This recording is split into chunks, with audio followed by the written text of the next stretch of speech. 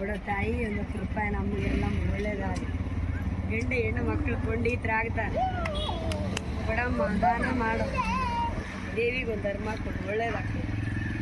ಎಷ್ಟು ದೂರ ಆಗಲಿ ಅಂದ್ಕೊಂಡಿದ್ದೆಲ್ಲ ಚೆನ್ನಾಗಿ ಸ್ತ್ರೀ ಸಂಪತ್ತು ನನ್ನ ಮನೆಗೆ ಬರುತ್ತೆ.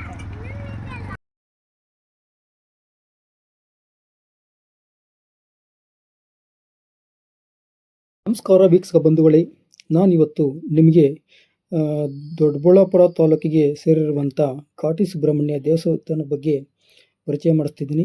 ಬನ್ನಿ ವೀಕ್ಷಕರೇ, ನಾನಿವಾಗ ದೇವಸ್ಥಾನದ ಒಳಗಡೆ ಹೋಗ್ತಾ ಇದ್ದೀನಿ ವೀಕ್ಷಕರೇ.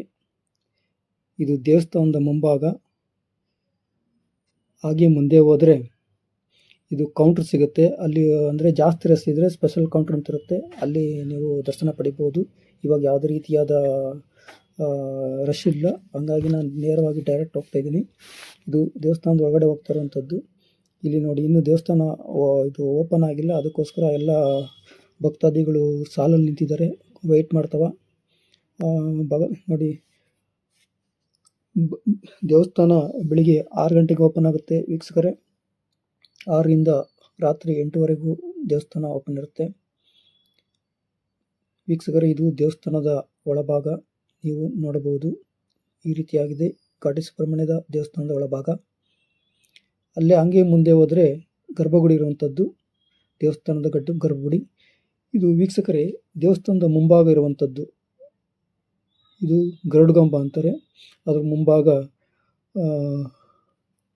ದೇವರ ಪಾದವನ್ನು ಸ್ಪರ್ಶ ಮಾಡಿ ಎಲ್ಲರೂ ಹೋಗುತ್ತಿರುವಂಥದ್ದು ನೀವು ಕಾಣಬಹುದು ವೀಕ್ಷಕರೇ. ಈ ದೇವಾಲಯಕ್ಕೆ ಸುಮಾರು 600 ವರ್ಷಗಳ ಇತಿಹಾಸ ಇರುವಂಥದ್ದು. ಇದು ದೇವಸ್ಥಾನದ ಆವರಣ. ತುಂಬ ಸ್ವಚ್ಛವಾಗಿದೆ ದೇವಸ್ಥಾನ, ಸ್ವಚ್ಛವಾಗಿ ಮೇಂಟೈನ್ ಮಾಡಿದ್ದಾರೆ. ಮತ್ತು ಇದು ನವಗ್ರಹ ಸ್ಥಾಪಿಸಿರುವಂಥದ್ದು. ನವಗ್ರಹವನ್ನು ಸುತ್ತಿ ಬಂದ ಮೇಲೆ ಈ ಥರ ಕಾಣಿಸ್ತದೆ ದೇವಸ್ಥಾನದ ಆವರಣ.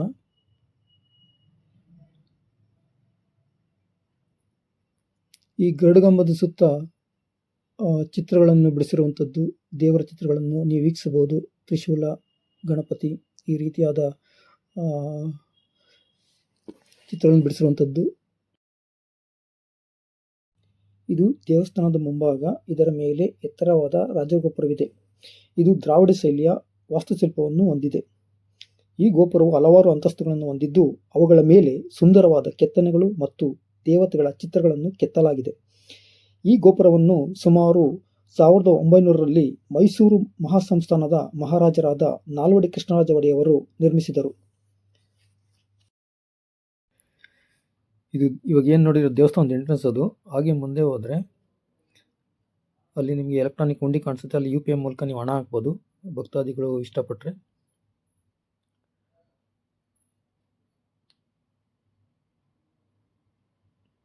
ನೋಡಿ, ಹಾಗೆ ಮುಂದೆ ಹೋದರೆ ಅಲ್ಲಿ ಪ್ರಸಾದ ಕೌಂಟ್ರ್, ಅಲ್ಲಿ ನೋಡ್ತಾ ಇದ್ದಾರೆ ನೋಡಿ, ಪ್ರಸಾದ ಕೌಂಟ್ರ್. ಅಲ್ಲಿ ಹಣ ಕೊಟ್ಟರೆ ಅಲ್ಲಿ ಪ್ರಸಾದ ಕೊಡ್ತಾರೆ.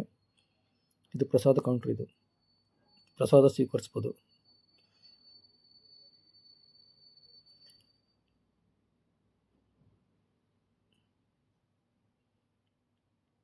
ನೆಕ್ಸ್ಟ್ ಹಾಗೆ ನಾವು ಮುಂದೆ ಹೋದರೆ ಎಡಭಾಗದಲ್ಲಿ ಮೂಲ ವಿಗ್ರಹವನ್ನು ನಾವು ಇಲ್ಲಿ ಕಾಣಬಹುದು. ಮೂಲ ವಿಗ್ರಹ ಅಂದರೆ ಒಂದೇ ಕಲ್ಲಿನಲ್ಲಿ ಕೆತ್ತಿರುವಂಥ ಸುಬ್ರಹ್ಮಣ್ಯ ಸ್ವಾಮಿ ಮತ್ತು ಲಕ್ಷ್ಮೀ ನರಸಿಂಹಸ್ವಾಮಿಯ ವಿಗ್ರಹಗಳನ್ನು ಒಂದೇ ಕಲ್ಲಿನಲ್ಲಿ ನಾವು ವೀಕ್ಷಣೆ ಮಾಡಬಹುದು. ಇದು ದೇವಾಲಯದ ಎಡಭಾಗದಲ್ಲಿರುವಂಥದ್ದು. ಇದು ಮೂಲ ವಿಗ್ರಹ, ಒಂದೇ ಕಲ್ಲಿನಲ್ಲಿ ಕೆತ್ತಿರುವಂಥ ಮೂಲ ವಿಗ್ರಹ. ಇಲ್ಲಿ ದಿನನಿತ್ಯ ವಿಶೇಷ ಪೂಜೆಗಳು ನಡೆಯುವಂಥದ್ದು ಮತ್ತು ವಾರದಲ್ಲಿ 2 ದಿನ, ಶುಕ್ರವಾರ ಮತ್ತು ಮಂಗಳವಾರ 2 ದಿನ ವಿಶೇಷ ಪೂಜೆಗಳಿರುತ್ತವೆ. ಆ ದಿನದಂದು ಭಕ್ತಾದಿಗಳು ಹೆಚ್ಚಿನ ಸಂಖ್ಯೆಯಲ್ಲಿ ಬಂದು ದೇವರ ಆಶೀರ್ವಾದವನ್ನು ಪಡೆಯುತ್ತಾರೆ. ಹಾಗೆ ಮುಂದೆ ಹೋದರೆ ಇದು ದೇವಾಲಯದ ಹಿಂಭಾಗ. ದೇವಾಲಯದ ಹಿಂಭಾಗದಲ್ಲಿ ಗಣಪತಿ ವಿಗ್ರಹವನ್ನು ಸ್ಥಾಪಿಸಿರುವಂಥದ್ದು ಮತ್ತು ಹಾಗೆ ನಾಗದೇವತೆಯ ವಿಗ್ರಹವನ್ನು ಸ್ಥಾಪಿಸಿರುವುದನ್ನು ಸಹ ನಾವು ಇಲ್ಲಿ ವೀಕ್ಷಿಸಬಹುದು. ಅದಲ್ಲದೆ ಸಹಸ್ರಾರು ನಾಗರ ಕಲ್ಲುಗಳನ್ನು ಇರುವುದನ್ನು ನಾವು ಇಲ್ಲಿ ವೀಕ್ಷಿಸಬಹುದು. ಇಲ್ಲಿ ಬಂದಂಥ ಭಕ್ತರು ಅವರ ದೋಷಗಳನ್ನು ಪರಿಹಾರ ಮಾಡಿಕೊಳ್ಳಲು ಈ ರೀತಿ ನಾಗರ ಕಲ್ಲುಗಳನ್ನು ನೆಟ್ಟಿರುವಂಥದ್ದನ್ನು ಸಹ ನಾವಿಲ್ಲಿ ವೀಕ್ಷಿಸಬಹುದು. ಅಂದರೆ ಅವರ ಇಷ್ಟಾರ್ಥಗಳು ನೆರವೇರಿದ ನಂತರ, ಅವರ ದೋಷಗಳು ಪರಿಹಾರ ಆದ ನಂತರ ಈ ರೀತಿ ಬಂದು ಕಲ್ಲುಗಳನ್ನು ನೆಡುವಂಥದ್ದು ನಾವಿಲ್ಲಿ ಕಾಣಬಹುದು. ಇಲ್ಲಿ ಸಹಸ್ರಾರು ನಾಗರ ಕಲ್ಲುಗಳಿರುವುದನ್ನು ನಾವಿಲ್ಲಿ ಕಾಣಬಹುದು. ಈ ದೇವಾಲಯದಲ್ಲಿ ದಿನನಿತ್ಯ ವಿಶೇಷ ಪೂಜೆಗಳಿರುವಂಥದ್ದು. ಅವುಗಳ್ಯಾವುವು ಎಂದರೆ ಪಂಚಾಮೃತ ಅಭಿಷೇಕ, ರುದ್ರಾಭಿಷೇಕ, ಕುಂಕುಮ ಅರ್ಚನೆ, ಕ್ಷೀರಾಭಿಷೇಕ, ಸರ್ಪಸೇವೆ, ನಾಗದೋಷ ನಿವಾರಣಾ ಪೂಜೆ, ಅಶ್ಲೇಷ ಬಲಿ ಪೂಜೆ, ಅನ್ನದಾನ ಸೇವೆ ಇವುಗಳು ದಿನನಿತ್ಯ ನಡೆಯುವಂಥದ್ದು.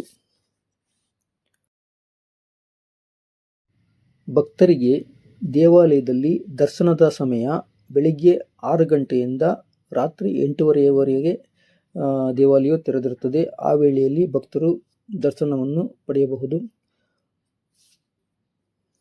ನೋಡಿ ವೀಕ್ಷಕರೇ, ಇಲ್ಲಿ ಸಹಸ್ರಾರು ನಾಗರ ಕಲ್ಲುಗಳಿರುವಂಥದ್ದು.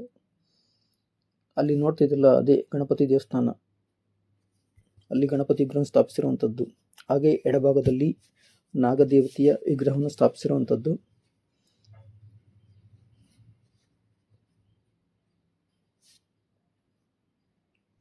ಇಲ್ಲಿ ಷಷ್ಠಿ ದಿನ ಬ್ರಹ್ಮರಥೋತ್ಸವ ನಡೆಯುತ್ತೆ. ಮತ್ತು ಹಾಗೆ ಇಲ್ಲಿ ದನಗಳ ಜಾತ್ರೆ ಸಹ ನಡೆಯುತ್ತೆ. ನೋಡಿ, ಇವಾಗ ಏನು ನೋಡ್ತಿದ್ರೆ ಅದು ಗಣಪತಿ ದೇವಸ್ಥಾನ, ಅಲ್ಲಿ ಸ್ಥಾಪಿಸಿರುವಂಥದ್ದು.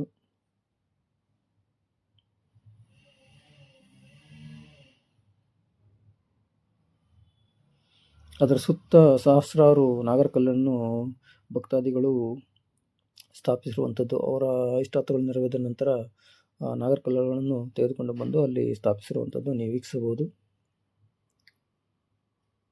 ನೋಡಿ, ಇಲ್ಲಿ ನಾಗರ ಕಲ್ಲಿಗೆ ಪೂಜೆ ಮಾಡಿರುವಂಥದ್ದನ್ನು ಸಹ ನೀವು ವೀಕ್ಷಿಸಬಹುದು.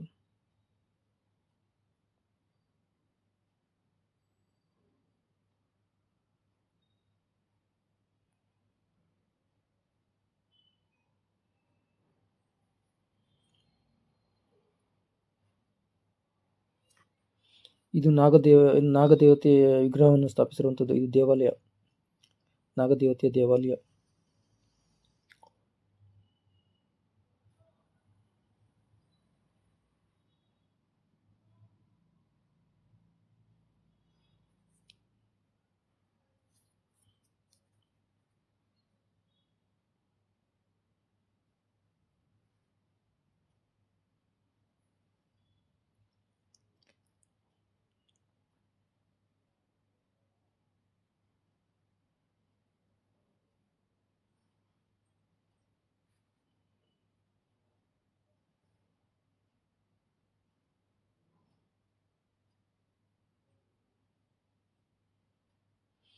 ಇಲ್ಲಿಗೆ ವೀಕ್ಷಕರೇ, ಬೆಂಗಳೂರಿನಿಂದ BMTC ಬಸ್ ವ್ಯವಸ್ಥೆಯೂ ಸಹ ಇದೆ. ಮತ್ತು ಅದಲ್ಲದೆ KSRTC ಬಸ್ಸುಗಳ ವ್ಯವಸ್ಥೆಯೂ ಇದೆ.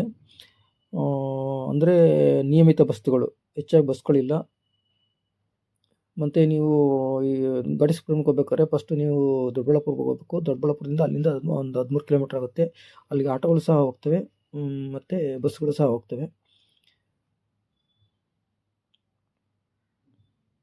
ನೋಡಿ, ಇದೆ ಸುಬ್ರಹ್ಮಣ್ಯ ಸ್ವಾಮಿಯ ಸರ್ಪರೂಪದಲ್ಲಿ ಕೆತ್ತಿರುವಂಥದ್ದು. ನೋಡಿ ಎಷ್ಟು ದೊಡ್ಡದಾಗಿದೆ ಅಂತ ಸರ್ಪ ಇದು ಮೂರ್ತಿ.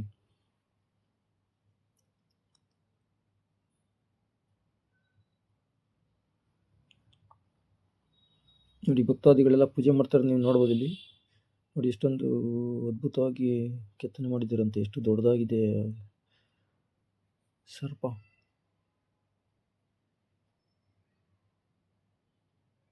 ಅದರ ಸುತ್ತಲೂ ನಾಗರ ಕಲ್ಲುಗಳನ್ನು ಸ್ಥಾಪಿಸಿರುವಂಥದ್ದು ನೀವು ಕಾಣ್ಬೋದು ವೀಕ್ಷಕರೇ.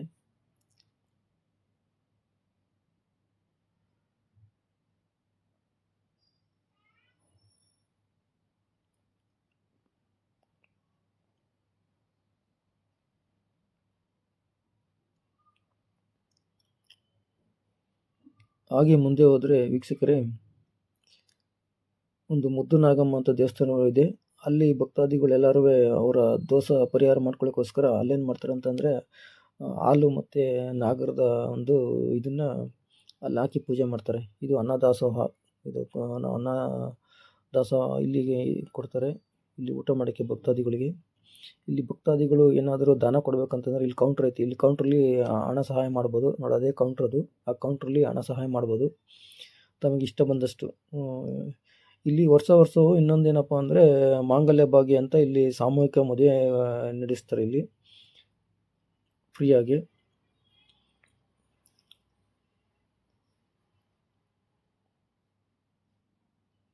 ಮತ್ತು ಇಲ್ಲಿ ಉಳ್ಕೊಳ್ಳೋದಕ್ಕೆ ಲಾಡ್ಜ್ಗಳ ವ್ಯವಸ್ಥೆ ಸಹ ಇದೆ. ಮತ್ತು ಇಲ್ಲಿ ಶಾಪಿಂಗ್ ಸಹ ಮಾಡ್ಬೋದು. ನಿಮ್ಗೆ ಏನು ಬೇಕು ಅಲ್ಲಿ ಪರ್ಚೇಸ್ ಮಾಡ್ಬೋದು ಅಲ್ಲಿ. ಮತ್ತು ಪೂಜೆ ಸಾಮಾನುಗಳೆಲ್ಲ ಸಿಗುತ್ತವೆ ಅಲ್ಲಿ. ಇದು ರಾಜಗೋಪುರ, ನೀವೇನು ನೋಡ್ತೀರ ಅದೇ ರಾಜಗೋಪುರ. ನಾಲ್ವಡಿ ಕೃಷ್ಣರಾಜರು ಸ್ಥಾಪಿಸಿರುವಂಥ ರಾಜಗೋಪುರ ಅದು.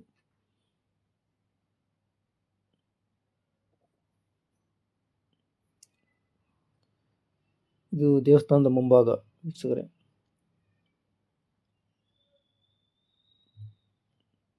ಅಲ್ಲಿ ಚಪ್ರ ಹಾಕಿದ್ರೆ ಅದಕ್ಕೆ ಸರಿಯಾಗಿ ಫೋಟೋ ತೆಗಿಯಕ್ಕಾಗಿಲ್ಲ ವೀಕ್ಷಕರೇ. ದೇವಸ್ಥಾನ ಮುಂಭಾಗನ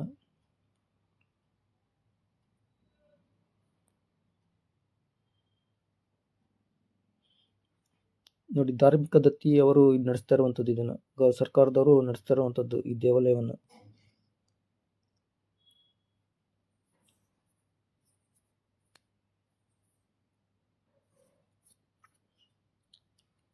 ಈ ದೇವಸ್ಥಾನದ ಮುಂಭಾಗ ಇಲ್ಲಿ ನರಸಿಂಹಸ್ವಾಮಿ ಸುಬ್ರಹ್ಮಣ್ಯನ ರಕ್ಷಣೆ ಮಾಡ್ತಾ ಇರುವಂಥದ್ದು. ಇದು ಮೂರ್ತಿ ಕೆತ್ತನೆ ಮಾಡಿದ್ದಾರೆ ನೋಡಿ ವೀಕ್ಷಕರೇ.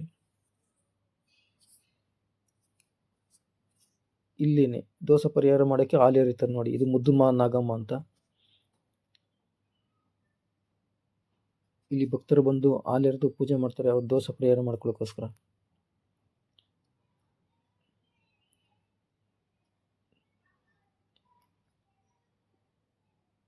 ವೀಕ್ಷಕರೇ, ಈ ವಿಡಿಯೋ ನಿಮಗೆ ಇಷ್ಟವಾಗಿದ್ದರೆ ಲೈಕ್ ಮಾಡಿ ಮತ್ತು ಸಬ್ಸ್ಕ್ರೈಬ್ ಮಾಡಿ ಮತ್ತು ಸಪೋರ್ಟ್ ಮಾಡಿ. ಮತ್ತು ಈ ವಿಡಿಯೋವನ್ನು ಕೊನೆವರೆಗೂ ನೋಡಿದ್ದಕ್ಕೆ ಧನ್ಯವಾದಗಳು. ಇದು ವೀಕ್ಷಕರೇ, ಇದು ಕುಮಾರಧಾರ ಕೊಳ ಅಂತ. ಈ ಕೊಳದಲ್ಲಿ ಸ್ನಾನ ಮಾಡಿದ್ರೆ ಚರ್ಮ ರೋಗ ಇದ್ದರೆ ಎಲ್ಲ ವಾಸಿ ಆಗ್ತವೆ ಅಂತ ಭಕ್ತಾದಿಗಳ ನಂಬಿಕೆ. ಅದ್ರ ಹೆಸರು ಕುಮಾರಧಾರ ಪುಷ್ಕರಣಿ, ಕೊಳದ ಹೆಸರು.